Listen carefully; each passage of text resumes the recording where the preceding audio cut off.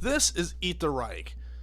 It is an RPG, and I was excited to try it because, first off, the cover is really enticing, right? And like when I bought it, it was covered in plastic for protection, and I get it because like it's if you see the pages here, they're green, and it's made of the special paper, and I get it. It can be fragile, and you don't want to get it too scratched and messy. Plus, it's textured in the back and in the front.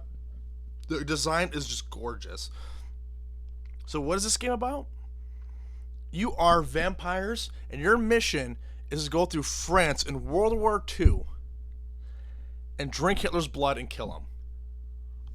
That sounds freaking awesome. So I was stoked. So I thought, you know what? I'm going to play it. So let's look at the back. It has everything you need to get started right away, including 6 beautiful pre-generated player characters ready to smash up some fascists. Dope. An inaccurate map of Paris. Dope. Several battalions of Nazi adversaries complete with snipers, paratroopers, armored infantry, tanks, and reanimated mummies. Yes. But, well, I'll get into that later. 4 dangerous, upgunned Ubermenschen full of magically enhanced blood.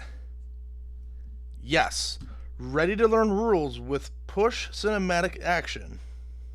Whatever that means. Creatively and group storytelling to the forefront of play. That sounds great. And the bottom one, extensive safety rules and guidance for playing a game featuring Nazis, even if you're exsanguinating, that's hard to say, exsanguinating, drinking all their blood. Alright? And that one got me confused, like, safety? Well, what, is this like a LARP? If it's LARP, maybe there are like safety rules. That makes sense. You don't want to actually bite people. Like that'd be weird. Let's play a game where we bite each other.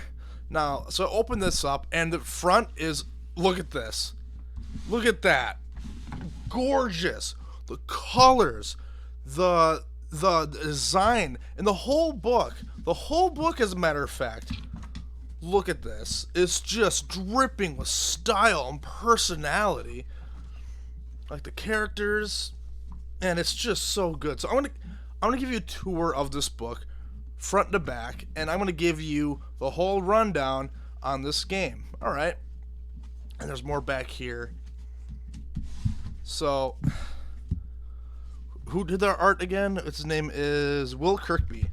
Will Kirkby, you are phenomenal. You deserve to be working on more than just this RPG. You should, if you don't have a career right now, because I'm not looking you up right now, if you don't have a career right now, that would upset me. Alright, this game is incredibly beautiful. I love this book. My only issue with it is it's squeaky. Well, that's not really an issue, it's just the material of the paper, I guess. And you know what? That's a sacrifice I'm willing to make. Have it a little squeaky. So you open it up, and it explains to you what it is. It's a role-playing game. It's based on fantasy, and it makes sure, by the way, it makes sure to tell you it's a role-playing game, that it's fantasy, and you don't have to worry because it's not real. Like, well, no shit, Sherlock. But let's move on though. Playing safe. Now here is, remember when I said playing safe earlier? This is one of my biggest complaints about this book, alright? This game goes out of its way to be as non-offensive as possible. And while that sounds fun on the surface, it doesn't want you talking about Nazi camps, anti-Semitism, racism, eugenics. It doesn't want you talking about anything awful, because you might hurt someone's feelings, or you might hurt their fifis. And the thing is, if you're gonna have a setting in World War II, horrible things are gonna happen. And like how back-ass sensitive do you have to be like, oh yeah, the murder of all these people, that's fine. We're fighting a war and all the horrible atrocities, that's fine. But not a Nazi saying a Jew is a scum of the earth, that's too far. Like, who's this for? Look, if you want to play an RPG and you can't take any little bit of darkness, you can't. You. How do you exist? All right, and it goes on. Actual discrimination. Like that's what it feels like reading through this. It's very pandering. Let's get into the game. All right. So the game is a self-contained RPG. What that means is it has its own characters, its own story, and its own system, all combined into one. It's not like Dungeons and Dragons where you go on adventures after adventure after adventure. There's a lot of writing and stuff involved. This doesn't really have that. I mean, you can do that. The book gives you ways to do it, but really it's designed to be self-contained. So the rules are for this book only and for this campaign. And I can't take off points for that because that's just how it's designed. There's literally nothing wrong with designing a game like that. Nothing wrong. I can't take points away. That's fine. There's plenty of RPGs like that where you just play through the rules into the game and that's it. And yeah, there's some like progression too, but we'll get into that later. So we get into the book. Once again, playing with identity. You got to be sure not to offend people. Religion. You can't offend people. It's so dumb. So the story, before I get into this, the story is you are vampires in a organization called Fang. I forgot what it stands for, but who cares? Heck yeah. And what happens is these vampires are dropped from like the air, right through. School's a book actually represents that in the front, and there's a page later on which shows what the contraption looks like. So right here. So what happens is the vampires are in this coffin. It is airdropped, and when it smashes the ground, they all splatter. But there is special nun's blood that brings them back up to like full health and ready to go fight these Nazis. Hell yeah, that is cool. I'm cool with that. So this game has pre-generated characters, and I'll get into the mechanics as shallow as they are.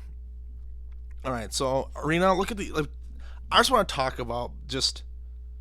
It gives you a tiny bit of like character for them, but mostly it's just the design and the weapon loadout they get. They start with, and their blood abilities. Like, good gosh, this right here, incredible. Just 10 out of 10. Just these designs are like the hairy armpits. That's cool.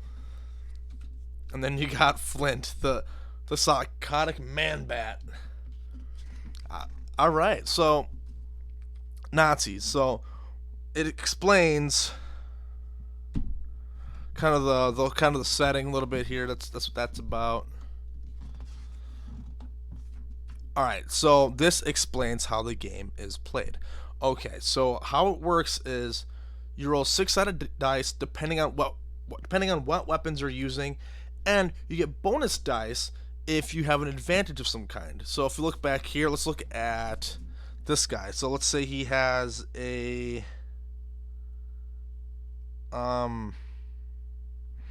sawed-off shotgun. If your character's at point blank range, you get plus 2d6s to roll for damage. And your damage and hits are one and the same. So there's really no like. I'll explain it later. All right. So the difference between your dice and the enemy dice is you're the only characters who can actually get critical successes, which is when you roll a 6. The enemies do not. So when you play the game, you are dealing with two things. You're dealing with the objective, and you're dealing with the Nazis and the enemies. And they're attacking you as well. So what happens is they'll try to hurt you, try to hurt them. And what you want to do is complete the objective, whether you kill all the Nazis or not, because you really can't. They'll just keep coming nonstop. At least that's how it's interpreted, at least. So here's how your actions work. You choose a weapon and you roll dice, and that's it. Because everything else is how you describe it. Like, for example, you even control the Nazis a little bit as a player. So let's say you are trying to break into a bank vault, right? Nazis are breaking in, you're trying to get the special artifact in there. Well, for my turn, I'm going to do a backflip, leap off a desk, Fly in the air with my twin pistols. Pop, pop, pop, pop. Shoot. I roll how many hits I get. Okay, I got 4. All right, so I kill 4. I kill 3 Nazis, and I land. And a tank comes up from behind me, and like there's a Nazi gunner on top. I turn with my gun, bam, and I shoot him. And the pass turn. There is no limits of what you can do. So with this, the problem with that right away is, remember how I described the sign-off shotgun? You get the bonus for point blank. That's a descriptor. You can do that literally every time with no consequence at all, because all that matters is if the Nazis roll 4, 5, and 6. That's all that matters. So, yeah, a lot of these bonuses are pretty much meaningless if inner wide items are meaningless, and the bonuses if all that matters is the dice roll. So obviously, just do whatever does the most damage right away. Now you can't pick up weapons and other stuff too, but the mechanics are still the same. Get a 4, 5, and 6. Beat the objective, move on. Now this can be fun for a little bit. Like, oh dude, this is fun. I'm at a stupid, ridiculous fight scene and everything, right? You're driving a car, and your vampire jumps out, and he like kicks another car, which then bounces off. A telephone pole comes down and smashes into a Nazi car, and the Nazi car gets electrocuted and they explode. You're like, cool. And then after an hour, you kind of get tired of describing everything like that, and you're kind of like, okay, well, just roll. I got 2 successes. One to kill a Nazi, and the other one to go for the objective. Yeah, because what happens is the less Nazis there are, the less possible damage that can be done to you. And that's cool. And the Nazis can always get reinforcements, which is not really described well in the book, but that's up to the DM, I guess. And that can be fine, but like I said, those are the rules, and it's really shallow. Yes, there's blood. You can drink the blood of enemies, and you get special abilities, but at the end of the day, they're really not that interesting. Like, look at this one. So, spend 1 blood, gain full control of a corpse for around a minute, in which it falls apart. So, plus hands, are you okay? Hans, are you okay? Okay, I don't know what that means. The game doesn't really describe what that means. Or the back pocket hex. Reduce the threat's attack rating by 1. So they roll one less extra dice by you against you. La-di-da. That's like I said, without numbers, without positioning, without anything of this, mechanics are so shallow. That's a lot of stuff is just meaningless at the end. And you can't get injured too. I forgot about it. You can't get injured, and usually they're really not a big deal. They can suck, but they're really not a huge deal. They can just make the game a little harder. Because it's not like you can avoid them. It's just the Nazis happen to roll good dice, and now you're not doing well. So take control details. Example of play. Oh, I just look at this. I'm sorry. I am just beyond just ecstatic on how good this looks. All right, 10 out of 10. This looks gorgeous. The game isn't good, but oh my god, is this book gorgeous. Sharing blood. You can share, I don't know if you can share blood, but yeah. So, there's like flashbacks.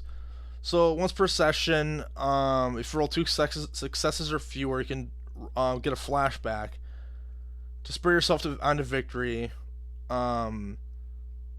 So this is like kind of pointless, but it's also kind of a cool idea too. The idea is that gives you like, you create more of a backstory and like how you got to where you were, and for other missions and how maybe you relate to other players and characters, which I think is a kind of a good idea. What's weird is how it's kind of like implemented into the game. Maybe it's fine. Maybe it's just me. It's not really a point against it either. It's just what it is. Actually, I'll give it a 0.4 because it's a kind of a cool idea. because like I said, the characters are all pre-made and they're pretty shallow. But if you want to give them like a little extra tidbits, if you really want to roleplay them, that's great. But don't do accents because this game is like, yeah, the book tells you not to do accents because they're offensive, and I don't know, man. Look here. Okay, I'm gonna say I made a video about this already. I'm gonna say this again. All right. Before you begin any RPG, you don't need this book to tell you. When you're playing an RPG, have a session 0, and their session 0 should have a list of sensibilities. Like, hold on right here. Like, I got one right here. For Cyberpunk, right? So right here, I've written down notes of the character stuff, and I asked them, what are sensibilities? What are some things that are too far? Because some people get uncomfortable, and when you're too uncomfortable, you don't want to play a game.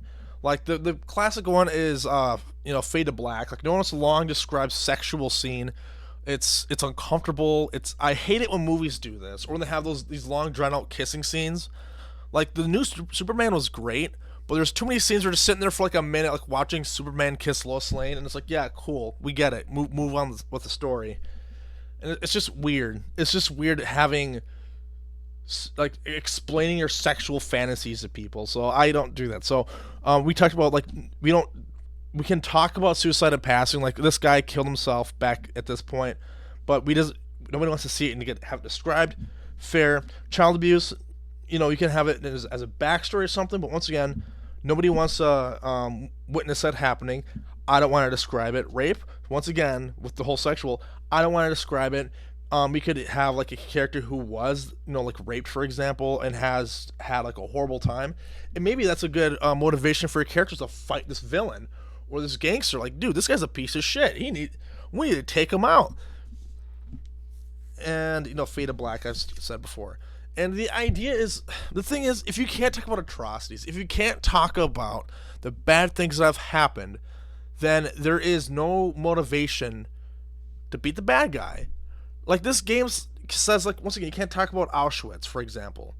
It doesn't want you talking about a lot of the atrocities that happened, because it could offend or scare somebody. And the problem is, like, if in this world Hitler did nothing wrong, then why are we fighting Hitler?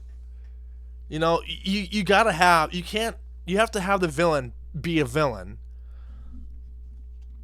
So there's Ubermenschen too, that's right. They're just superpowered people. So right in the game, once again, more stuff. Don't offend people on accidents. Don't offend people. Being a Nazi, be careful what you say. Like, once again, if I'm as a DM and role playing a Nazi, let me be a Nazi. Let me say some horrible stuff, because that's what Nazis are about. Now, I'm not gonna go up and call a player like the N-word or anything. It's not that. I'm just saying, like, just let them be atrocious, horrible people. I think that's fine, as long as people understand the reality of barriers, like what's reality and what's not. Like in television, like the kid who played King Joffrey, did an incredible job. The problem is there's a lot of people who do not understand that he played a character. In real life, he is not an awful nepo baby. He's just a dude, and he still struggles with that because people are stupid. And so if the people you're with you should not play an RPG if you cannot make the distinction of what's real and what's not. All right. And there's bullying too, but that's for another thing, where it does come off obvious, like you are a racist in real life or something like that, or you are like a misogynist or misandrist, whatever your flavor is. But you shouldn't be dictating in a book of what people can and can't say for an RPG. You take away so much agency, you take away so much from your story, and it only hurts you. Now, the map of Paris. Now, how this game works is, as you go through your sessions, you go from the bottom here to the top here. It's weird how it's kind of flipped, but either way, you don't have to do all of them. But you have to do a set amount in each sector until you make it to the Eiffel Tower, where you will fight. I'll show you. It'd be kind of cool. So here's all the missions. They're very very base, easy to read, and I kind of like that. It's all based on how the players want to interpret and lay down the setting, and how the DM wants to do that as well. The DM doesn't really do all that much. All the DM does in this game is make sure people are what's the term, consistent. Like it describes, like, say for example, someone's on top of a building, they end their turn on top of a building sniping people, and then they begin the next turn underground. Like, that doesn't make sense, but you don't need a DM to do this. I don't really think you need a DM at all in this game. Maybe you like to run it and everything, but I don't think you really do. So, more incredible art and missions. Oh god, I just love this. Common enemies. Yeah, this gives you the stats of the enemies you fight. Threat is their pretty much your life. Attack, and then you got other special stuff here. And the final mission, the Eiffel Tower, the Fuhrer Zeppelin, and now the final boss. This is kind of cool. This game does have a really cool. It is a Nazi werewolf. Sorry, a cyber Nazi werewolf. This is the coolest final boss in the setting ever. 100%. Well, the gameplay is garbage. This book isn't very good at all, and it does too much preaching, and it's, like I said, it's annoying. That's how I describe this book. It's annoying. The writing, the art, and some of the ideas are just beyond amazing. I freaking love this. A Nazi werewolf. And then when you beat it all, I'm going to hide this in case you want to play it, but there's a final scene which is kind of short and to the point, but the players can mostly have this whole thing where they intimidate Hitler, they stalk him, and then blah, blah, blah, blah, and they kill him. And what does Hitler's blood taste like? Amphetamines. Yeah. So, more stuff about, what you don't want to talk about, what you want to do. There's more, because we didn't get enough of that throughout this book. Seriously, half this book is just telling you what you can and can't say, and how you can and can't roleplay. I kind of like this. It's what it's inspired by, and I appreciate that.